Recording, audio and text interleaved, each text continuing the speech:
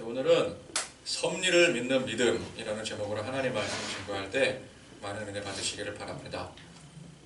사람들은 과거의 역사에서 어떤 현재 좋지 않은 결과를 이루게 되었을 때 만약 그때 이러했더라면, 만약 그때 그 선택을 하지 않고 이런 선택을 했더라면 하는 가정을 종종 하게 됩니다.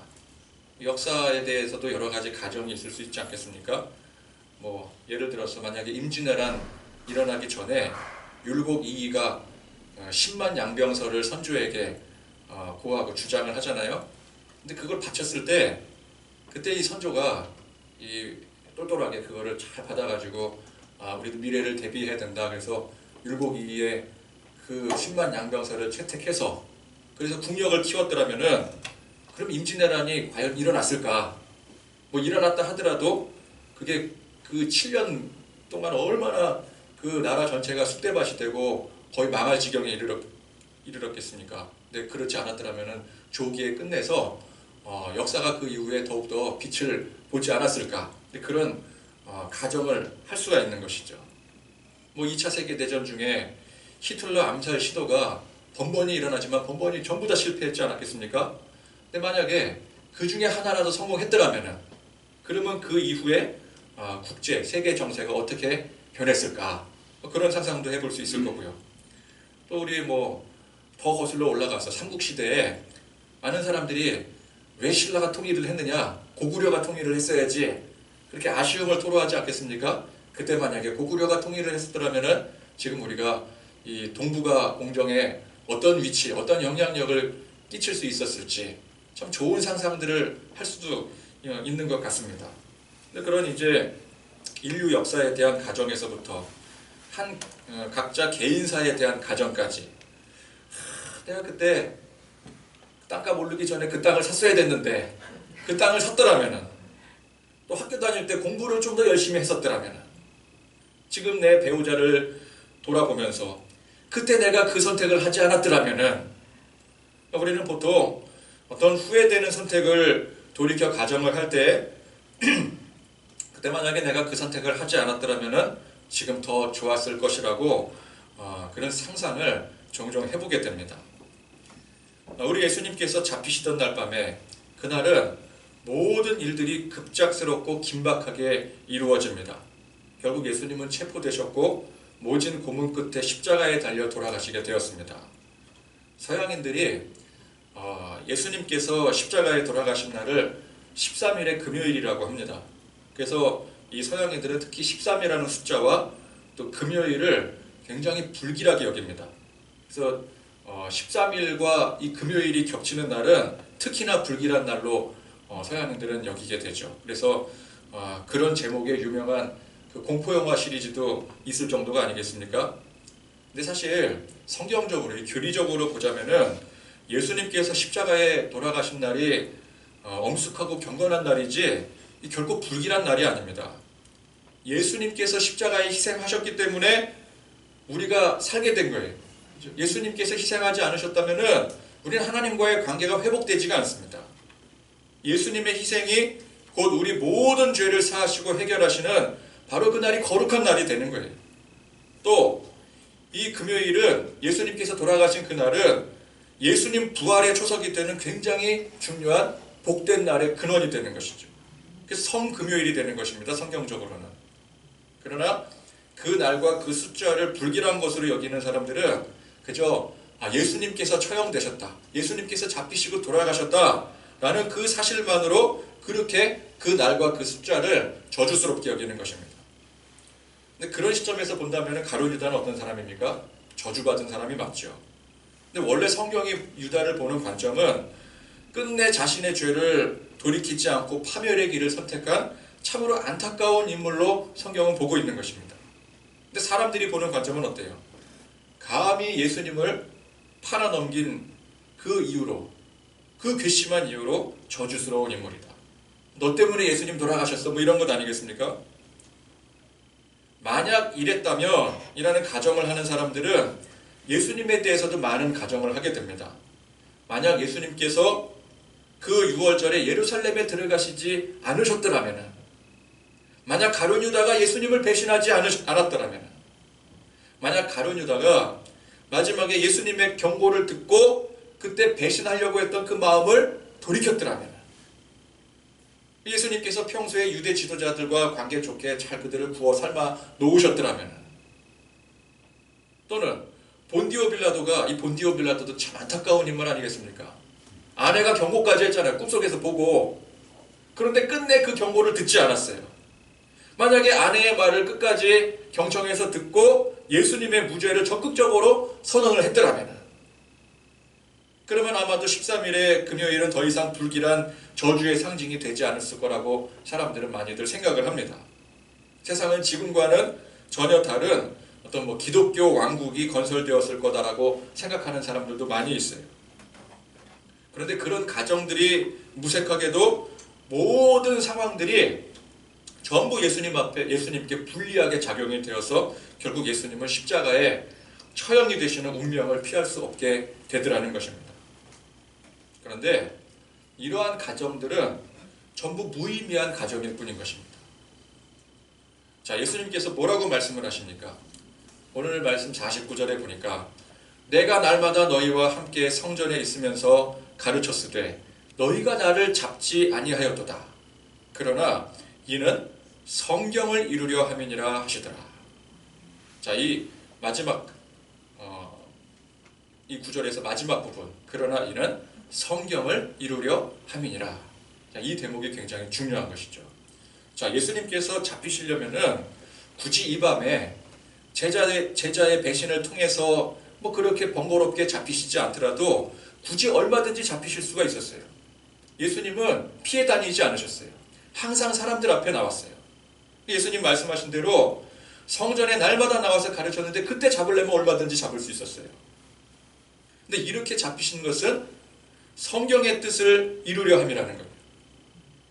자, 가만히 생각해보면은 이 밤에 이제 예수님을 잡으려던 무리들이, 대제사장과 이 서기관들과 장로들이 무리들을 보내잖아요. 검과 몽치와 쇠몽둥이를 들고 죄인 잡듯이, 죄수 잡듯이 그렇게 이제 예수님을 잡으러 산에 올려 보내지 않겠습니까? 밤에. 그리고 어떻게 해요? 가룟 유다를 앞세우고, 가룟 유다가 입 맞추는 사람이 바로 우리가 잡을 사람이다. 그 신호로 예수님을 잡게 되는데, 근데 그렇게 예수님을 체포한다라는 자체가 이게 어불성설이죠. 예수님이 누군지 모릅니까? 말씀에 그러죠. 예수님께서 날마다 대낮에 이 성전은 유대인들이 이렇게 유대 지도자들도 그렇고 유대인들이 있는 곳이잖아요. 그곳에서 성전 앞에서 많은 사람들 앞에 가르쳤던 분인데 예수님의 얼굴을 몰라서 제자를 앞세우고 그가 입 맞추는 사람 그 신호로 예수님을 체포하겠습니까? 그런 굳이 번거로운 일을 하겠습니까? 그리고 예수님을 잡고 싶었으면은 진작에 어떤 구실을 잡아서라도 얼마든지 잡을 수 있었어요. 물론 이렇게 계획한 것은 유대 지도자들의 입장에서 좀 더 극적인 환경을 만들기 위해서였을 것입니다.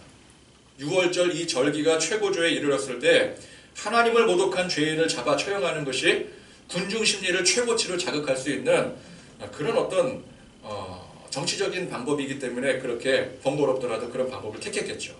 또 제자들 중에서 가장 믿을만하고 충성스러운 유다를 매수를 함으로써 결국 예수의 최측근마저도 그를 배신했다라고 하는 프레임을 씌울 수 있었을 것입니다.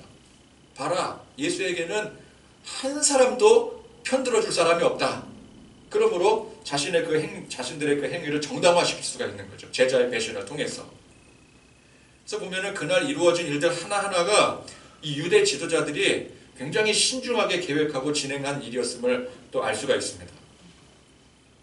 그러나 그런 주도 면밀한 유대 지도자들이 간과한 사실이 하나 있었으니 예수님께서 이미 그러한 사실들을 전부 다 알고 계셨다라는 점이에요. 평소에도 보면은 예수님은 유대 지도자들의 관계를 명확한 사리 판단으로 또 지혜로 다 물리쳐 오셨습니다. 그러니까 예수님을 핍박하려던 사람들이 어떻게든 예수님을 공경에 또 빠뜨리려고 시험 들게 하려고 아무리 그렇게 애를 써도 예수님은 그들을 다 지혜롭게 물리치셨어요. 그러니까 유대 지도자들이 아무리 주도 면밀하게 그 밤에 이러한 저러한 계획을 가지고 예수님을 체포하겠다는 그런 계획을 짜고 진행을 했더라도 예수님께서 마음만 먹으셨더라면 얼마든지 그 판 다 갈아 엎으실 수 있었어요. 그죠? 예수님이 난 안 잡히겠다 하시면은 안 잡히실 수 있었어요. 그런데 예수님은 그들의 그런 계획들을 다 아시면서도 그냥 순순히 따르셨더라는 것입니다. 그 이유가 뭔가 보니까 성경의 뜻을 이루게 하시기 위해서였다라고 말씀하고 계세요. 이 구약성경 이사야서 53장 12절에 보면은 이는 그가 자기 영혼을 버려 사망에 이르게 하며 범죄자 중 하나로 헤아림을 받았음이니라. 자, 이사야서의 이 말씀이 오늘 이 장면을 통해서 그대로 이루어지게 되는 거예요. 그러니까 예수님께서 어떻게 하시다 보니까 잡히게 되고 또 어떻게 하시다 보니까 십자가에 처형되신 게 아니라 일부러 그들의 계획에 동참하신 거라는 것입니다. 그것은 곧 그 자체가 예수님의 계획이요 예수님의 정해놓으신 섭리였다라는 것입니다. 즉 유대 지도자들이 딴에는 자기들이 머리 써서 또 계획을 잘 세워서 이렇게 예수님을 또 체포할 수 있게 되었다, 처형할 수 있게 되었다, 성공했다 그렇게 생각을 했는데 그게 사실은 그들의 계획이 아니라 예수님의 더 큰 계획하에 놀아난 것뿐이라는 거죠. 어떤 사람들 그러잖아요. 유다 때문에 예수님이 돌아가셨어. 그렇게 말하는데 유다가 무슨 능력이 있어서 예수님을 죽게 만들겠습니까? 유다 때문이 아니라 예수님 스스로가 하나님의 전능하신 하나님의 섭리 가운데 스스로 선택하신 일이라는 거예요. 여러분, 우리 하나님은 결코 실수가 없으신 분이십니다. 세상 모든 일들이 하나님의 섭리를 거치지 않는 것이 없어요. 우리가 하나님을 믿는다라고 하는 것은 그분의 섭리를 믿는 것입니다. 근데 세상은 모든 인과 과정, 인과율이 그 근본을 따지고 올라가 보면은 전부 다 우연의 법칙에서 비롯되게 되어 있어요. 이를테면은 남자와 여자가 만나서 이제 결혼을 하게 될 때 그 과정은 어때요? 과정은 인과율에서 시작이 돼요. 인과율이라는 게 뭐예요? 원인이 있고 결과가 있다는 것 아니겠습니까? 어떠한 노력이 있을 때 거기에 대한 결실이 맺어진다. 이게 인과율 아니겠어요? 뭐 남자가 열심히 여자 쫓아다니면서 구애를 해서 결국 결혼에 골인을 했다든지 이것도 원인이 있고 과정이 있고 결과가 있는 거잖아요. 어떤 몇 번의 역경을 이겨내고 사랑의 힘으로 결혼에 골인을 했다든지 어떤 노력이 있었고 그에 따른 결과가 발생한 것입니다. 인과율. 그런데 그 인과율의 근원을 따지고 올라가 보면은 그게 결국은 우연에 기인했더라는 거예요. 자, 남녀가 만나서 교제를 통해 열심히 관계를 쌓아나가는 것은 여기에는 인과율이 적용이 됩니다. 그러나 어떻게 처음 만나게 되었는지 거기까지 거슬러 올라가게 되면은 그거는 뭐 내가 노력해서 되는 일이 아니에요. 그렇죠? 내가 누군가를 만나게 되는데 장차 훗날 내 배우자가 될 사람을 만나게 되는데 그거를 계획하고 그거를 노력해서 그걸 이뤄내는 사람은 단 한 사람도 없어요. 그렇죠? 여러분 한번 생각을 해보세요. 지금 내 배우자 언제부터 계획하고 언제부터 아주 주도 면밀하게 의도를 해서 만나셨습니까? 어느 순간부터는 그렇게 해서 만났을지 모르겠지만 아예 처음부터 그렇게 만난 거는 아니었었어요. 그 누구도 그거는 할 수가 없는 일이에요.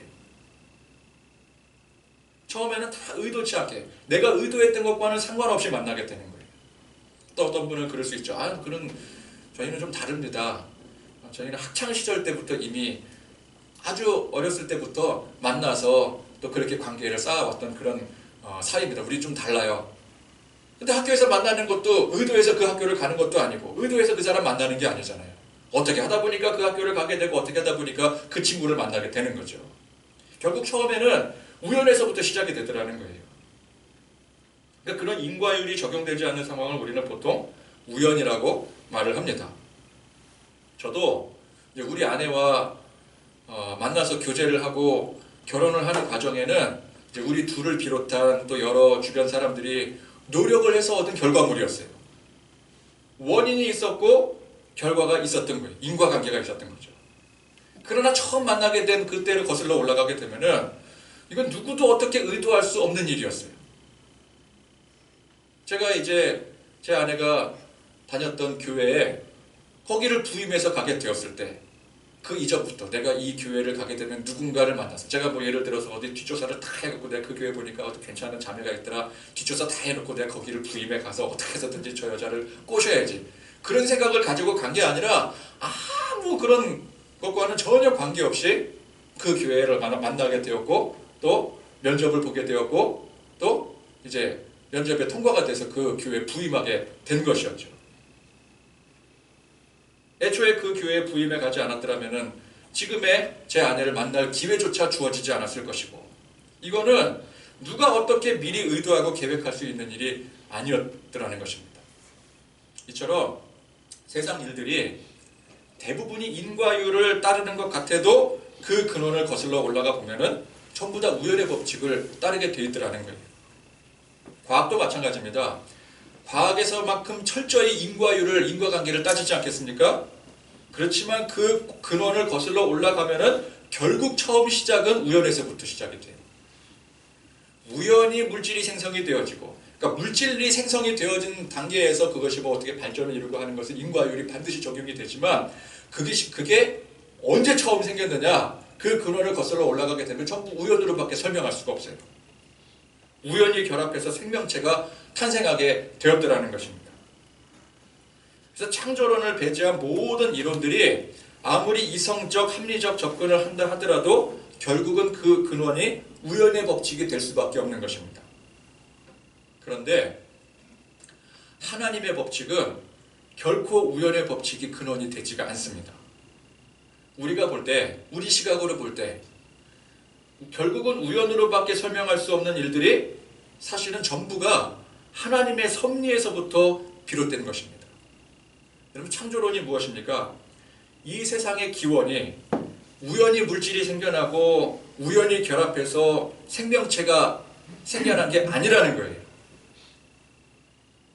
전능하신 창조주께서 그분의 철저한 의지와 계획으로 인해 만들어진 것이라는 것입니다. 이게 창조론이에요. 그래서 그분의 철저한 의지와 계획을 뭐라 그래요? 이걸 섭리라고 하는 거예요. 제가 결혼을 하게 된 과정을 어느 정도까지는 인과율로 설명할 수 있지만 그 이상은 결국 우리의 한계로는 우연으로밖에 설명할 수 없잖아요. 그러나 그 우연이라고 생각하는 것마저도 사실은 하나님의 섭리하에 이루어진 일이라는 것입니다. 그래서 내가 그때 이 사람을 만나서 결혼한 게 이게 인생 최대의 실수였어, 그렇게 후회를 해서 만약 그때 그 시절로 돌아가서 다른 선택을 할 수 있었더라면 하는 이 가정이 이게 의미가 없는 거예요. 행여나 그런 상상을 우리 믿는 사람들은 하지 않았으면 좋겠어요. 장난으로라도. 이건 하나님의 섭리를 부정하는 거예요. 여러분, 기독교식 결혼의 주례에 뭐라고 합니까? 자, 이 결혼이 뭐 어떻게 하다 보니 우연히 이루어진 일일 수도 있지만, 이렇게 말합니까? 아닙니다. 태초 전부터 하나님께서 맺어주신 한몸된 부부라고 분명히 선언을 해요. 이게 성경적 선언이에요.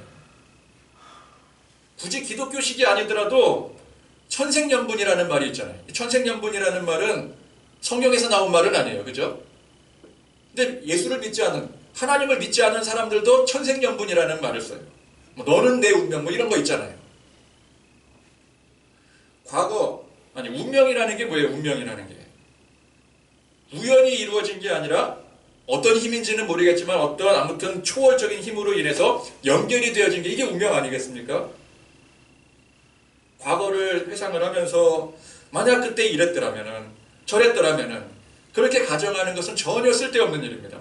물론 그렇게 내 과거의 그 과오를 돌이켜보면서 그 과거의 스스로의 잘못을 질책을 하면서 현재 더 나은 선택을 하는데 그것이 도움이 되는 것은 중요한 일이지만, 우리가 과거의 역사를 돌이켜 그걸 타산지석으로 삼기 위해서 돌이키는 것은 중요한 일이지만, 과거를 후회하고 그에 따른 다른 가정을 하는 것은 그 자체는 아무런 의미가 없는 거예요. 설령 잘못된 선택을 했을지라도 이 또한 하나님의 섭리라는 것입니다. 최악의 선택을 했어서 지금 현재 너무나도 힘든 결과를 초래했어도 그 또한 하나님의 역사라는 거예요. 정말 내가 힘든 상황 가운데 있으면 이거 인정하기 쉽지가 않죠. 그러나 그걸 인정하는 것 또한 하나님의 섭리를 믿는 것입니다. 여러분, 하나님의 섭리를 믿지 않으십니까? 우리가 하나님을 믿는다는 건 하나님의 섭리를 믿는 거예요. 섭리를 믿는다라고 하는 것은 모든 것에 완벽한 섭리를 믿는 것입니다. 하나님은 완벽하신 분이세요. 어느 부분에서는 섭리를 인정하고 어느 부분에서는 인정하지 않고, 그게 아닙니다. 우리가 볼 때 좋게 된 것도 하나님의 섭리이지만 나쁘게 된 것 또한 하나님의 섭리라는 거예요. 어느 부분은 우연히 된 것이고 어느 부분은 또 하나님의 섭리로 된 것이고 또 어떤 부분은 세상 인과관계에 따라 되는 것이 아니라 모든 것이 전부 다 하나님의 섭리하에 이루어지는 것입니다. 예수님께서 잡히시고 십자가에 처형당하신 것은 그 당시 예수님을 따르던 사람들의 입장에서는 최악의 일이 벌어진 거죠. 일어나지 말아야 될 일이 벌어졌어요. 제자들이 아무리 그 밤에 겟세마네 동산에서 그렇게 졸고 예수님께서 아무리 깨워서 기도하자 그래도 그렇게 그냥 골아떨어지고 그랬어도 당장 이 무리들이 찾아와 예수님을 체포하려고 하니까 그냥 잠이 번쩍 뛰어서 막 칼 휘두르고 그러는 거예요. 이거 절대 일어나서는 안 되는 일이거든요. 그 상태로는 말 그대로 이 13일의 금요일이 저주의 날이 되고 마는 것입니다. 그러나 당장은 최악의 상황이에요. 저주의 날인 것 같았지만 사실 알고 보니까 그날이 예수님 최후 승리의 발판이 된 굉장히 중요한 날이었더라는 거예요. 예수님을 계략 끝에 체포하고 십자가에 처형했을 당시에 그 당시 유대 지도자들이 얼마나 이 승리의 기쁨에 도취되었겠습니까? 우리가 드디어 해냈다. 그렇죠? 그들은 자기들이 승리한 줄 알았어요. 악한 마귀조차도 그 순간만큼은 자기가 승리한 줄 알았어요. 그러나 사실은 어땠어요? 그들의 패배였어요. 악한 마귀가 자신의 결정적 패배를 잠깐 동안이나마 승리로 착각을 한 거였어요. 그 마귀도 착각을 해요. 그 정도로 하나님 위대하신 분이십니다. 사실은 누구의 승리였어요? 예수님의 승리였어요. 모든 것이 하나님의 계획하에 이루어진 일이었어요. 예수님은 그 승리를 위해서 일부러 제자들의 배신을 허용하셨고요. 일부러 그날 밤에 체포당하셨고요. 일부러 십자가에 희생하셨어요. 이 모든 것이 하나님의 섭리하에 이루어진 일이었다는 것입니다. 근데 사람이 생각할 때는 어때요? 이루어지지 말았어야 될 저주스러운 일이 벌어진 거예요. 당장은 그렇게 생각이 되어죠. 자, 여러분, 이 섭리가 예수님에게만 해당되는 것이 아니라 예수님을 믿고 하나님의 무한하신 섭리를 그대로 인정하고 믿는 우리에게도 똑같이 해당된다는 사실을 믿음으로 고백하시기를 바랍니다. 그래서 하나님의 섭리를 믿는 사람들은 과거의 선택에 대해서 타산지석으로 그것을 삼을지언정 그 과거에 머무르지 않습니다. 근데 섭리를 믿지 않는 사람들은 어때요? 과거에 얽매여 살게 되는 거예요. 그때 그 잘못한 결정에 대해서 그것이 평생의 한으로 남게 됩니다. 어떻게 해서든지 그 현재에 영향을 주고 미래에 영향을 주게 되어 있어요. 그것이 심하면 집착의 형태로 남게 됩니다. 근데 집착의 형태로 남게 되지만 뭐 그 심하든 심하지 않든 간에 모든 게 다 사실 집착이에요. 내가 학창시절에 그때 공부를 열심히 못한 게 그게 결국은 한으로 남아서 지금 막 공부를 비롯해 여러 가지 것들에 집착을 하는 형태로 남게 되는 거예요. 그런 사람이 돼요. 찢어지게 어렵게 가난했던 게 그게 한으로 남아서 지금 돈에 집착하는 사람으로 남아버리는 거예요. 내가 어렵게 살고 못한 것들, 어렵게 살다 보니까 못한 것들이 참 많지 않겠습니까? 공부만 못했습니까? 뭐 못하고 산 게 얼마나 많아요. 그게 한이 되니까 누구에게 집착을 해요? 내 자식에게 집착을 하는 거예요. 과거의 굴레를 벗어나지 못해 그것이 현재까지 내 미래에까지 영향을 주고 남아있는 것을 트라우마라고 합니다. 섭리를 믿지 않는 사람들은 전부가 이 트라우마를 벗어날 수가 없어요. 그래서 맨날 후회하고 맨날 한탄합니다. 어떤 사람이 지옥에 갔는데 지옥 입구에서부터 계속 안에서 보니까 이렇게 껄껄껄껄 소리가 나는데 껄껄껄껄껄. 아니 지옥인데 뭐가 좋다고 사람들이 껄껄대고 웃을까? 그리고 자세히 들여다봤더니 이게 껄껄거리고 웃는 게 아니라 사람들이 다 모여가지고 그때 그랬을걸 저랬을걸 하면서 그랬을걸 저랬을걸 하는 게 앞에는 잘 안 들리고 뒤에 껄껄 소리만 들려갖고 그게 껄껄로 들리더래요. 자, 예수님의 제자들은 지금 현 시점에서 볼 때 전부 다 실패작들입니다. 그죠? 3년 동안이나 예수님 따라다녔는데 결과가 어떻게 됐어요? 예수님 다 배신해버리고 뿔뿔이 흩어져버리고 가장 믿을만 했던 충성스러운 유다가 돈 몇 푼에 예수님 팔아버리고 모든 일에 제일 앞장섰던 수제자라고 칭했던 베드로가 나는 그런 사람 몰라요 그러고 3번이나 부인을 하고요. 51절에서 오늘 52절에 보면은 이게 다른 복음서에는 나오지 않는 이 마가복음에만 나오는 장면이거든요. 유일하게 한 청년이 무리에게 잡혔는데 그때 걸쳤던 이 혼입을 그 유대인들 입는 그런 옷이겠죠. 그거를 잡으니까 그걸 다 훌딱 벗어버리고 알몸이 된 채 도망을 쳤대요. 그거 벗으면 다 알몸이잖아요. 그때 당시에 속옷이 있었겠습니까? 그 예수님처럼 잡혀갈까봐 자기 옷을 던져서라도 알몸이 돼서라도 도망을 친 거예요.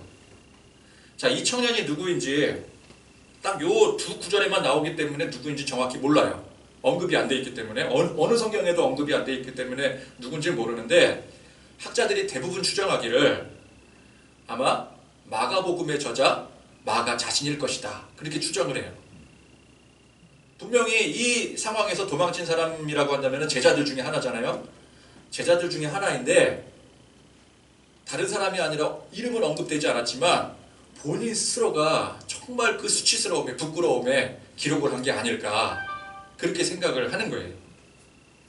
여러분 알몸이 될 정도로 그냥 그걸 뿌리치고 도망치니 이게 얼마나 수치스러운 일입니까? 얼마나 창피한 일이에요. 이 3년 동안 예수님 따라다니면서 훈련받은 결과가 고작 이거예요.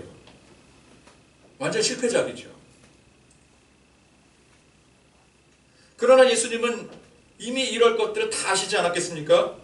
전능하신 하나님은 단지 앞으로의 일어날 일들을 미리 아시는 능력만 있으신 게 아니에요.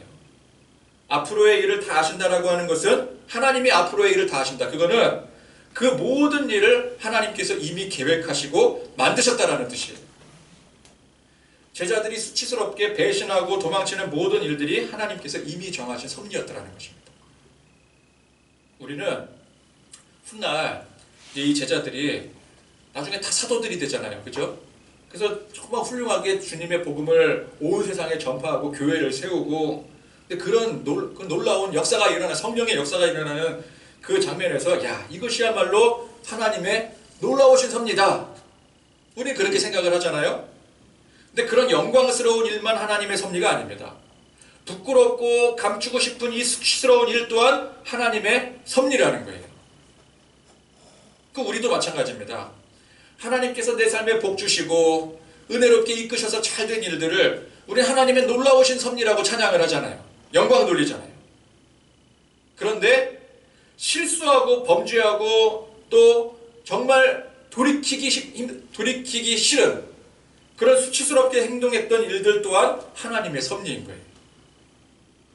좋은 일은 하나님의 영역 안의 일이지만 나쁜 일은 하나님의 영역 밖의 일이라고 생각하는 게 이게 하나님의 섭리의 능력을 제한하는 일이에요.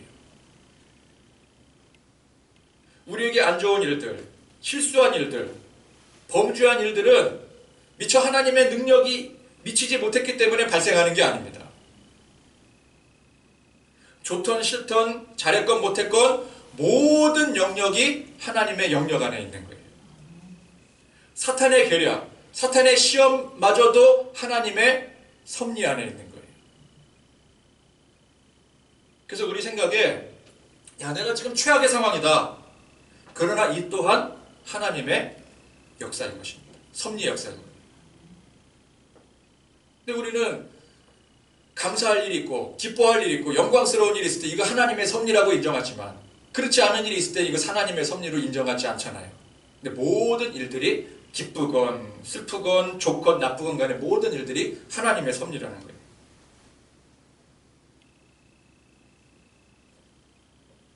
그래서 우리 생각에 내 지금 최악의 상황이다. 그러나 이것 또한 하나님의 섭리의 역사로 인정하고 믿고 고백하시기를 바랍니다. 그러면 우리 지금 상황이 최악의 상황일지라도 결국은 하나님의 승리로 끝날 것이라고 선언할 수가 있는 거예요. 하나님의 역사니까. 하나님의 섭리이니까. 제자들이 현 시점에서 실패자에 이르게 되고 예수님 또한 최악의 상황으로 몰리게 되었어도 결국은 어떻게 되었어요? 예수님과 제자들의 승리로 끝나게 되었죠. 그 하나님께서 역사하신 거잖아요. 그런 것처럼 우리 삶에 아픔이 있고 고난이 있고 실수가 있고 참 힘든 일들이 있지만 괴로운 일들이 있지만 이 모든 것들은 결국 현재의 고난을 지나 하나님의 승리의 역사로 마침표를 찍게 되는 것입니다. 조건이 있어요. 섭리를 믿었을 때 그럴 수가 있는 거예요. 하나님의 섭리임을 믿고 인정을 했을 때 그것이 반드시 하나님의 승리의 역사로 끝나게 되는 거예요. 이 하나님의 섭리를 세상 방식으로 설명한다면 또 운명론 같은 것으로 말할 수 있겠죠. 세상이 말하는 운명론이 뭐예요? 이미 정해졌다라는 것 아니겠습니까? 뭐 이미 정해진 운명이라며 그 뭘 어떻게 하란 말이냐? 그 하나님의 예정론을 운명론 같은 것으로 이해를 하게 되면은 하나님이 이미 예정하셨다며. 그럼 우리 운명은 이미 다 정해진 거 아니냐? 그러면은 이미 망할 것으로 정해진 운명인 사람은 뭐 아무리 예수 믿으려고 발버둥 치고 아무리 노력해도 결국은 안 되는 거 아니냐? 이미 정해진 운명인데 정해진 운명 바꿀 수 없다면 노력해도 소용이 없고 사람이 애초에 능동적으로 사는 것 자체가 그게 의미 없는 일이 아니냐? 그렇게 말할 수 있어요. 그러나 세상에서 말하는 운명론과 하나님의 섭리, 하나님의 예정론은 다른 것입니다. 하나님께서 예정하신 이 섭리를 그걸 우리의 어떤 사고의 한계로 그걸 자꾸만 이해하려고 하고 설명하려고 하니까 그렇게밖에 이해할 수가 없는 거예요. 우리의 한계로. 너는 이 운명, 너는 저 운명, 애초에 정해놓고 그대로 이루어지는 게 그게 세상 방식의 운명론이지만 하나님의 섭리는 우리에게 있어서는 열려있는 거예요. 선택의 자유가 있는 것입니다. 에덴 동산의 선과 악을 알게 하는 나무가 그것을 상징하는 거예요. 그래서 우리는 자유의지로 선을 선택할 수 있고 악을 또한 선택할 수가 있는 것입니다. 그러니까 우리에게 있어서는 전적인 선택의 영역인 거예요. 정해진 게 아닙니다.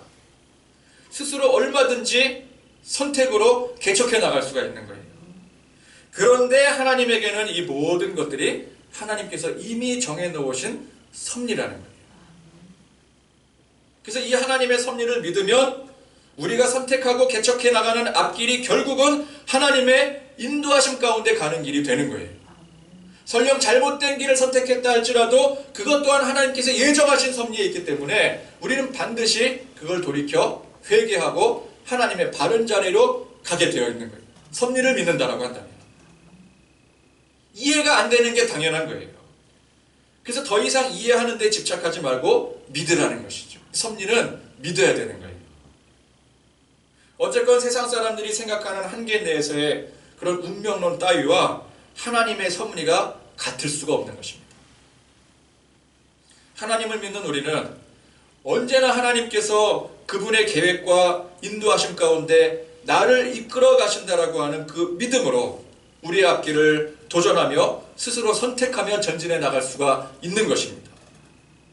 그 과정에 설령 실수하고 넘어지고 또 고난이 임하고 실패했을지라도 잘못된 선택을 했던 것 같을지라도 그것이 끝이 아니라 하나님께서 승리로 이끌어 주시는 과정임을 믿으면 그게 승리의 역사가 되는 것이고 그걸 믿지 못하면 그냥 그 사람은 앞으로 어떻게 운명이 이어지게 될지 아무도 모르게 되는 거예요.